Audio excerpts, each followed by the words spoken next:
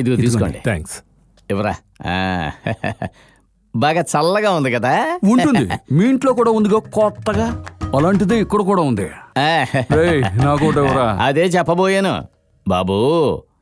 అయ్యగారి పేరు సోమశేఖరం, మన సెషన్స్ కోర్టులో జడ్జిగా ఉన్నారు. వీళ్ళ అబ్బాయి పేరు కృష్ణవంశీ, ఆయన కూడా అదే కోర్టులో పబ్లిక్ ప్రాసిక్యూటర్గా ఉన్నారు. త్వరలోనే వాళ్ళ నాన్నగారులాగా జడ్జి అవుతారు. అబ్బాయి బంగారం. ఆయన మన ఊరికి ఉత్సవం చూడడానికి వచ్చినప్పుడు నిన్ను మీ చెల్లెల్ని చూశారట. నీ చెల్లెలు బాగా నచ్చిందట. అందుకే వీరబ్బాయికి మీ చెల్లెల్ని అడగడానికి వచ్చారు.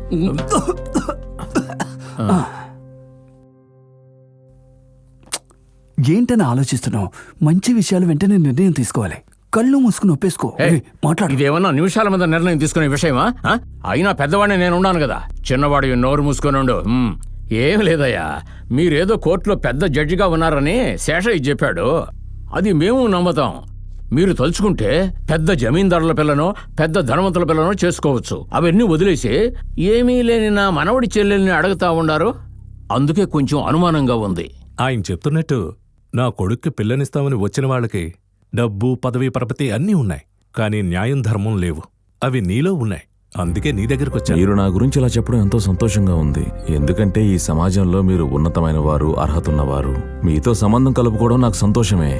కానీ అంతకు ముందుగా మీ కొడుకు గురించి పూర్తిగా తెలుసుకునే ఓ నిర్ణయానికి రావాలి.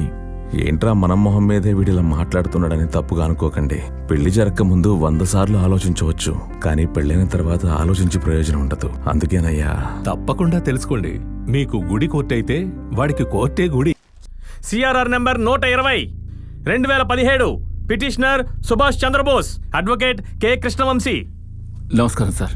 అన్నా, పెళ్లి కొడుకు తెల్లగా అందరికన్నా ఎత్తుగా ఉన్నాడనా? లక్షణంగా ఉన్నాడురా. ప్రతివాది litigant Venkatrao, advocate N Chengaiah. Litigant Venkatrao, litigant Venkatrao, litigant Venkatrao. మొదట పిటిషనర్ తరపున.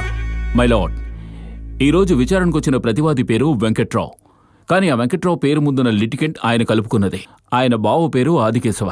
ఆ ఆదికేశవుని ఎవరైనా ఎదిరించినా, కేసు వేసినా ముందు బెదిరిస్తారు, వినకపోతే చంపేస్తారు. ప్రస్తుతం ఆయన మీద 7 హత్య కేసులు ఉన్నాయి. అందులో 5 హత్య కేసుల్లో ఎలాంటి సాక్ష్యాధారాలు లేవంటూ ఆయన్ని కోర్టు విడుదల చేసింది.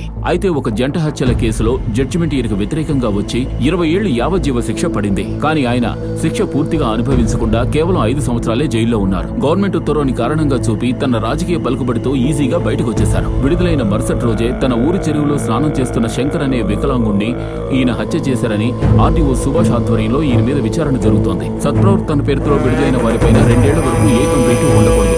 ఒకవేళ ఆయనపైన ఏ సందేహం ఏర్పడినా ఆ విడుదల రద్దవుతుందని చట్టంలో ఉంది. కనుక ఆయన విడుదల రద్దు చేసి నా క్లయింట్కి న్యాయం చేయమని సవినయంగా కోరుకుంటున్నారు. That's all your honour. Defence లాయర్గా మీరేం చెప్తారు? నాకు కొంచెం టైం కావాలి యువర్ ఆనర్. వచ్చే నెల 25వ తేదీకి వాయిదా వేస్తున్నాను. థ్యాంక్స్ అయ్యా.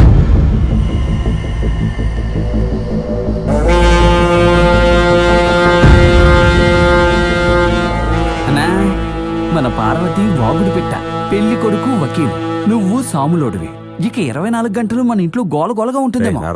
సరే, ఇప్పుడు పైకెందుకు? ఆయన్ని కలిసి మనం మాట్లాడాలిగా. ఓ, డైరెక్ట్ ఎంక్వైరీ.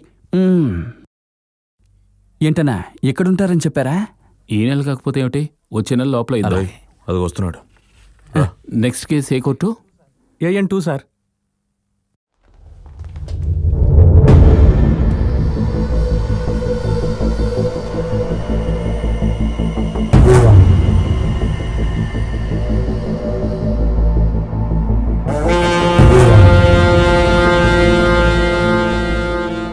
పోవడానికి రెడీయా? అర్థం కాలేదా? గొడవ గురించి చెప్పాను. ఈ ఊళ్ళో పోట్ల గిత్తల్లాంటోళ్ళం, అలాంటిది మాతోనే ధీటుగా గొడవ దిగుతున్నావు. ఇంతవరకు 7గురిని హత్య చేసినట్టు నువ్వు చెప్పావు. ఇక పైన జరిగే 8వ హత్య గురించి నేను చెప్తాను. అసలే నేను మొండోణ్ణి. నాలాంటి మొండోడి చేతిలో నువ్వు చావకుండా ఉండవు.